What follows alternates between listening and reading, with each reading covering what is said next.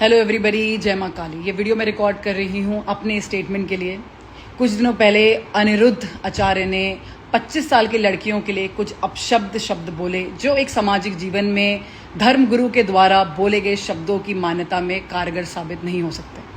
उन शब्दों के खिलाफ मैंने कुछ शब्द बोले और उसके लिए काफ़ी ज़्यादा ट्रोलिंग हुई, काफ़ी अलग लेवल पे उस वीडियो को ले जाया गया। चलिए कोई बात नहीं, जब बोला है तो बोला है। लेकिन कुछ ही घंटों में एक अलग चेहरा देखने को मिलता है, जहां पर प्रेमानंद महाराज जी लड़कियों के लिए कुछ बोल रहे हैं किसी वीडियो में, और मेरी वीडियो जो अनिरुद्ध आचार्य जी के साथ थी उसको काट के उनकी वीडियो के साथ लगा दिया जाता है और ये टाइटल दिया जाता है कि प्रेमानंद महाराज जी के लिए मैंने टिप्पणियां दी। जब ये पूरा इंसिडेंट हुआ उस समय ना ही मैंने ये वीडियो देखी थी, ना ही मुझे इसके बारे में कुछ पता। ये पूरी वीडियो मैंने अनिरुद्ध आचार्य के लिए बनाई थी। दुनिया भर की बातें, दुनिया भर की गालियां, दुनिया भर की ट्रोलिंग, दुनिया भर की नेगेटिविटी झेली मैंने, सिर्फ एक ऐसी चीज के लिए जो मैंने करी ही नहीं। अनिरुद्ध आचार्य के लिए आप मुझे बोल सकते हैं कि हाँ मैंने बोली, मैं बिल्कुल उसको लेने को तैयार हूं। लेकिन प्रेमानंद महाराज जी के लिए मेरे मुख से एक शब्द नहीं निकला, ना ही मुझे उनकी वीडियो के बारे में कोई भी ज्ञान था। लेकिन उनके जो फॉलोअर्स थे उनकी भी गालियां मैंने खाई। ये एक तरह से फेक न्यूज एजेंडा बनाया जाता है। प्लीज इसको समझने की कोशिश करिए। जब किसी पर्टिकुलर चीज पे जीत हासिल नहीं होती, अगर मैंने वो कमेंट मारा है तो वहां पर मीडिया मुझे सपोर्ट में आ रही है, तो वहां पर वो एजेंडा हासिल नहीं हो पा रहा है, तो उस चीज को तोड़ने के लिए एक फेक न्यूज का agenda, it's called cyber war होता है ना फौज में, साइबर वॉर है ये।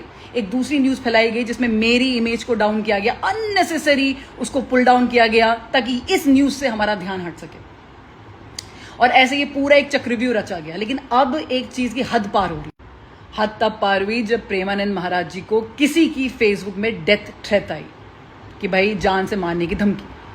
अब इस न्यूज को चलाएं कैसे, समझ में नहीं आ रहा है ना। तो जो चल रही है उसे में चिपका दो, तो मेरा नाम दोबारा इसमें लिया जा रहा है। बोल रहे हैं पीछे से टीवी वालों का नाम, ऑडियो लगा दी, और उसके बाद फिर प्रेमानंद जी की फोटो लगा दी, फिर मेरी वही लगा दी अनिरुद्ध आचार्य वाली कि भाई इन्होंने बोला है तो ऐसा हो रहा है, समथिंग लाइक दैट। अगेन मुझे उसमें जोड़ा जा रहा है। सो मैं ये खुलेआम इस चीज को बोलती हूं, जहां जहां जिस बंदे का मेरे को दिख गया अब आज से कि आपने मेरा नाम, या बंदी जो भी इसको कर रहा है, शैतान का कोई लिंग नहीं है, जिसमें मुझे पता चल गया कि आपने मेरा नाम अननेसेसरी प्रेमानंद महाराज जी के साथ जोड़ा है, वो भी उनके जो डेथ थ्रेट्स आ रही है उसमें जोड़ा जा रहा है।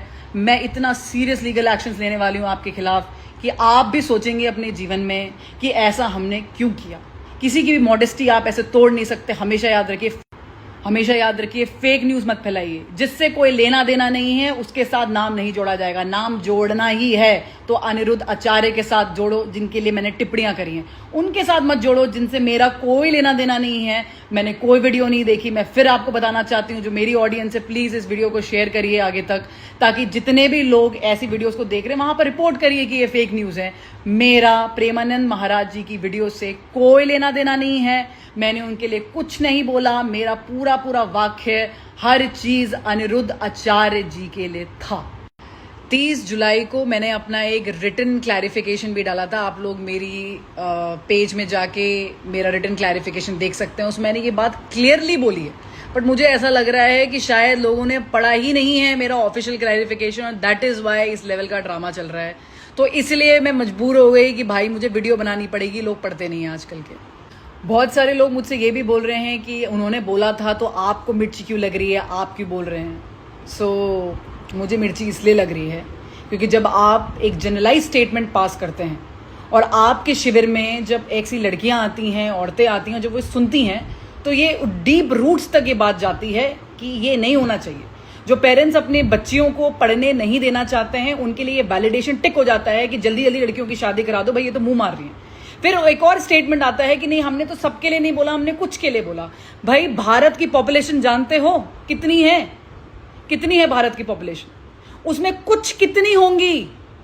ये कोई हम वहां पर बैठ के कोई हम वेनेजुएला में नहीं बैठे हुए हैं कि कुछ हजार लाख में पूरी पॉपुलेशन खत्म हो गई। कुछ करोड़ों में है, और कुछ के लिए ये आवाज उठाई जा रही है, और ये बिल्कुल उठाई जाएगी।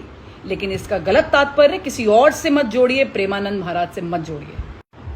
फिर इस पे बहुत लोग बोलते हैं कि क्या गलत है अगर लड़की जल्दी टाइम से शादी कर ले, अच्छा ही है ना, घर बस जाएगा, बच्चे पैदा हो जाते हैं टाइम पे, ये सब चीजें आती सुनने में आ रही बहुत ज्यादा। क्या गलत बोल दिया, इसमें क्या गलत है, इधर उधर मुंह नहीं मारेगी। तो मैं आज उसमें आपको थोड़ा गलत समझाने की कोशिश करती हूँ, पैट्रियार्कल सिस्टम समझाने की कोशिश करती हूँ। जब वो छोटी होती है तो वो अपने पिताजी की अमानत होती है।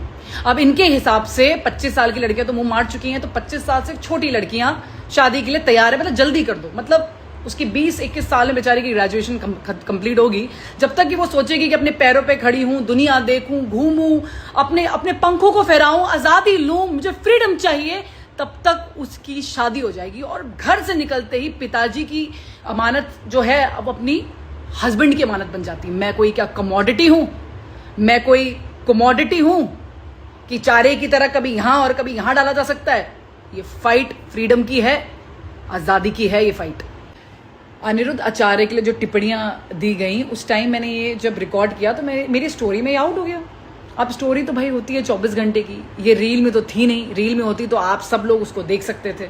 24 घंटे में जिसने उस टाइम देखा उसने देखा, बाकी गायब। इसीलिए इसका इतना ज्यादा मिसयूज हो गया। इस वीडियो को काट काट के, जब उनका मैंने नाम आगे लिया, अनिरुद्ध आचार्य बोला जब मैंने, जहां पर वो काट दिया, मुंह मारने वाला डाल दिया, उसके आगे वाला डाल दिया, ऐसे कर कर करके एक बहुत बड़ा प्रोपोगेंडा फैलाया गया।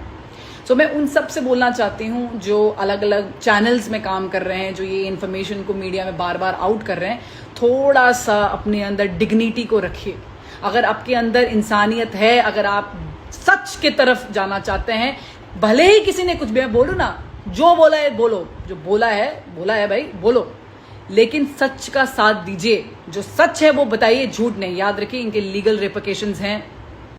उस वीडियो में एक शब्द नामर्द मैंने बोला है काफ़ी, कि जो फॉलोअर्स हैं वो ऐसे हैं करके, उन चीज़ों में काफ़ी लोगों को वो चीज़ पसंद नहीं आई। रक्षाबंधन आ रहा है, तुम्हारी बहनें हैं जो शिविर में जाती हैं, तुम्हारी छोटी बहनें होंगी, तुम्हारी बड़ी बहनें होंगी, है ना, जिनके अपने सपने हैं, जैसे तुम्हारे हैं। जैसे तुम्हें जिंदा रहने महसूस होना चाहिए, मैं जिंदा हूँ, मैं नौकरी में कुछ अच्छा करूँगा, मैं अपने घर वालों के लिए कुछ अच्छा करके दिखा सकता हूँ, मैं देश के लिए कुछ अच्छा कर सकता हूँ। ऐसे तुम्हारे बहनों के अंदर भी वो सेम है। रक्षाबंधन में इस बार उनको ये मत बोलना कि बहन मैं आपको प्रोटेक्शन दूंगा बाहर किसी गंदे आदमी से। उनको ये बोलना, बहन मैं घर के अंदर तुम्हारे लिए खड़ा हूँगा। और अगर आप अपनी बहनों के लिए खड़े नहीं हो सकते तो आप कैसे आदमी हैं, इसका अनुमान आप खुद लगा सकते हैं। हर चीज़ को नेगेटिव सेंस में मत लीजिए, हर चीज़ को नकारात्मक सोच में मत लेके जाइए। इसका सिर्फ तात्पर्य इतना था कि अगर आप अपनी खुद की बहनों, अपनी बेटियों, अपनी माँओं का सपोर्ट नहीं कर सकते आप, तो आप मर्द कहलाने लायक नहीं है। और अगर कोई उनके सपनों को खींचना चाहता है, उनके परों को काटना चाहता है, तो आपको अपनी बहनें, अपनी माँओं, अपनी पत्नियों का साथ देना है। इस कंटेक्स्ट में बोला गया है। हर चीज़ को घुमाने की और नेगेटिविटी फैलाने की कोई ज़रूरत नहीं। मेरे लिव इन रिलेशनशिप वाले वाक्य पे भी काफ़ी लोगों ने बहुत सारी चर्चाएं करी। तो मैं आपको एक बात बताना चाहती हूँ भाई, कि हमारा संविधान, भारत का constitution, article number 21, fundamental rights to life and personal liberty, इसका मतलब है मौलिक अधिकार, राइट टू लाइफ, जीवन जीने का, और पर्सनल मतलब अपनी आज़ादी का राइट, लॉन्ग टर्म को हैबिटेशन मतलब लिव इन रिलेशनशिप को मान्यता देता है। ये मैं नहीं बोल रही हूँ, ये मेरे विचार नहीं है, ये मैं नहीं हूँ, ये मेरे देश का संविधान बोलता है। अगर आपको परेशानी है तो आप मेरे पास क्यों आ रहे हो? मुझे तो ये समझ में नहीं आ रहा है कि जैसे कि मैं कोई मोर्चा खड़ा करके घूम रही हूँ, झंडा लगा दिया मैंने कि भाई मैं लिव इन को फैला रही हूँ। भैया ये बना बनाया रूल है, जैसे कि ट्रैफिक के रूल होते हैं कि लाल बत्ती देख के रुकना है, ये रूल है, ये इलीगल नहीं है इस देश में, ये क्रिमिनल नहीं है इस देश में। अगर आपको परेशानी है तो आप जाके बिल्कुल सुप्रीम कोर्ट में जाके चैलेंज करिए ना उनके डिसीजंस को, जाइए लिटिगेशन भरिए। इतना पर्सनल अटैक कर रहे थे, जैसे लग रहा था कि मैं ही हूं जिसने कॉन्स्टिट्यूशन लिखा, मैं ही लॉ मेकर हूं, मैं लॉ मेकर हूं, मैं इस देश के लॉ बना रही हूं।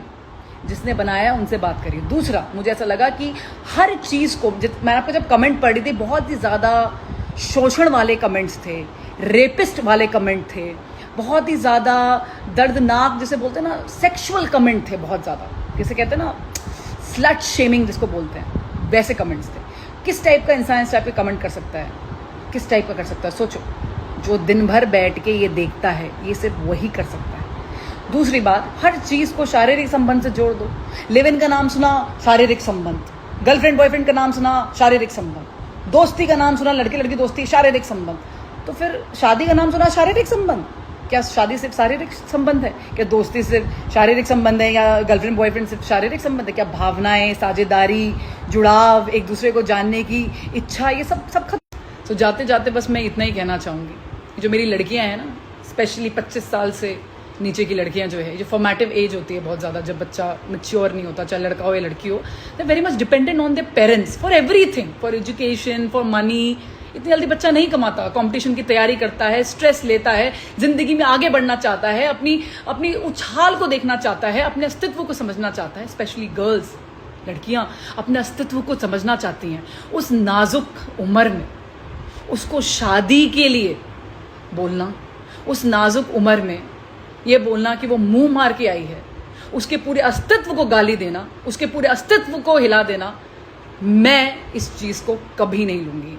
मैं उन सारे बच्चों के साथ हूँ, सारे बच्चों के साथ। जहाँ तक बात रही महिलाओं की, तो महिलाएं अपने लिए लड़ सकती हैं, उनके अंदर उतना है जज्बा, मुझे पता है लड़ सकती हैं, लेकिन ये बच्चियाँ कैसे लड़ेंगी? इनके लिए हम खड़ी हैं। जय माँ काली।